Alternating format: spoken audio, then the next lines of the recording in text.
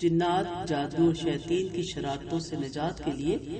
رہنما اصول اور قواعد ہیں۔ وہ حادثات اور بیماریاں جو انسان کو پہنچتی ہیں، ان کے خلاف اللہ تعالیٰ نے اپنی رحمت اور امیدوں کے دروازے کھول دیے ہیں،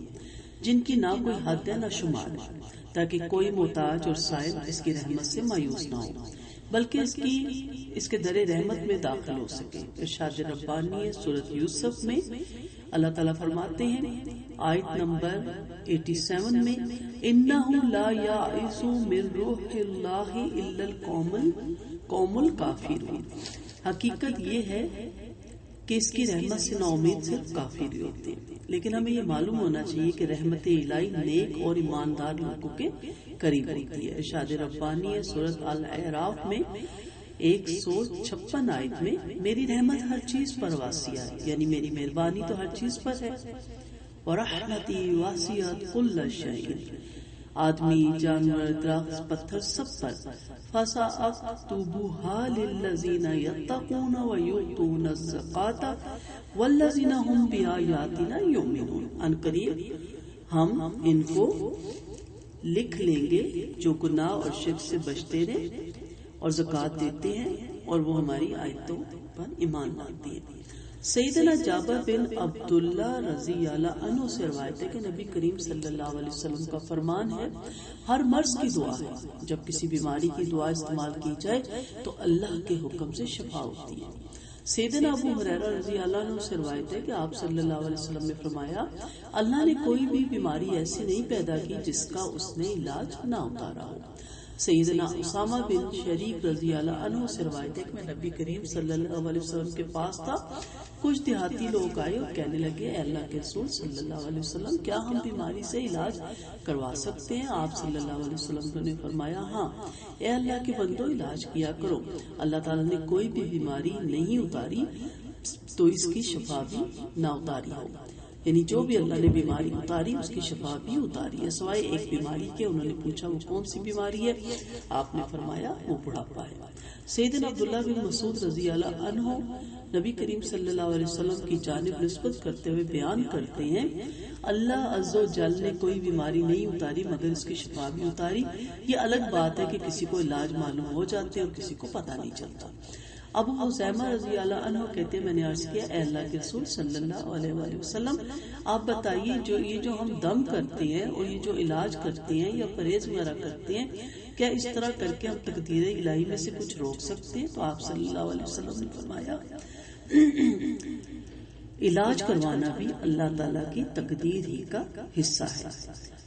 تو یہاں سے واضح یہ چیزیں سامنے آتی ہیں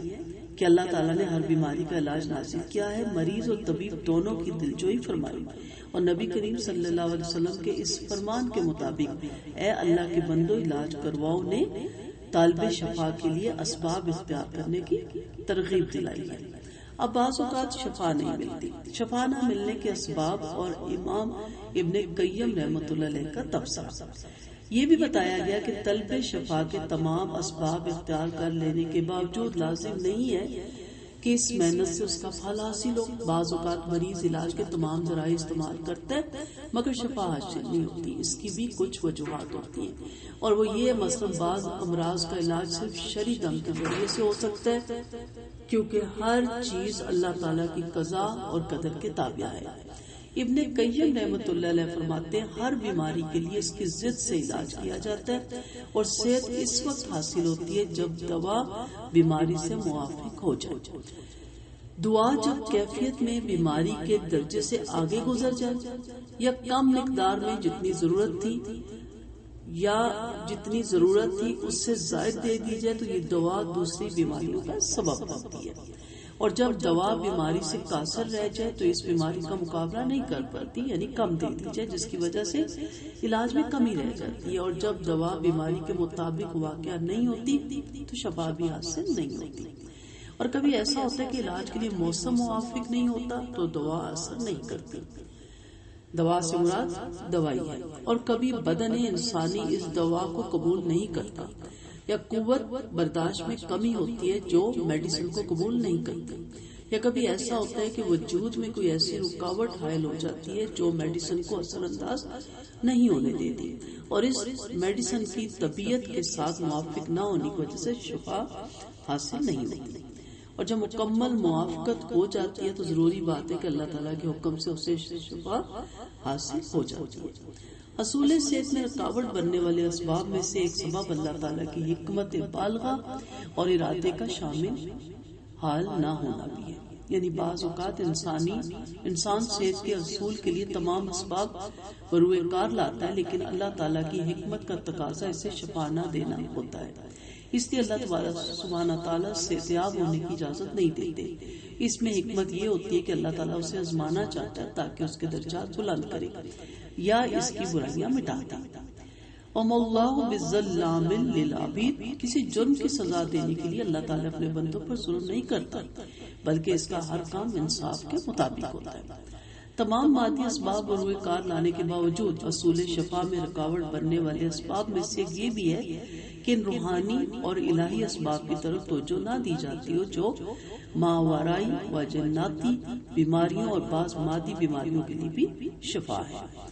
ابن قیم رحمۃ اللہ علیہ کے حوالے سے کچھ حصہ پہلے بھی میں نے بیان کیا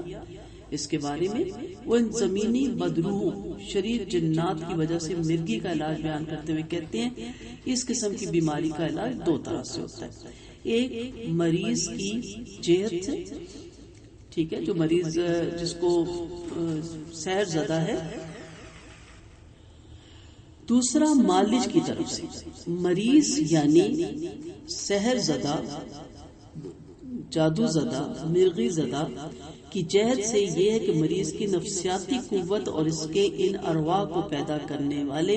اللہ تعالیٰ کی طرف دعا اور مناجات کے ذریعے سے سچی توبہ ہونی چاہیے، کیونکہ خالق کی صحیح پناہ طلب کرنے ہی سے علاج ممکن ہے، جس پر دل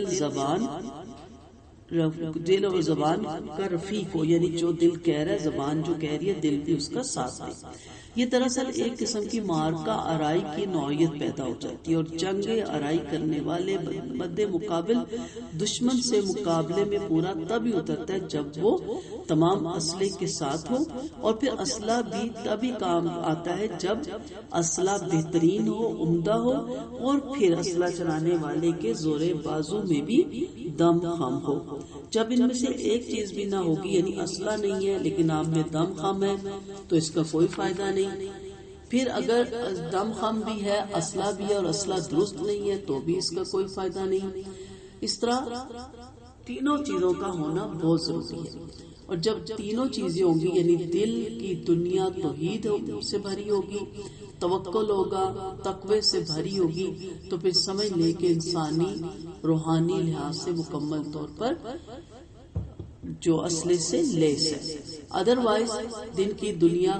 دنیا توحید سے ویران ہو، توکل تقوی سے دل خالی ہو، تو پھر سمجھے کہ انسان روحانی لحاظ سے مکمل طور پر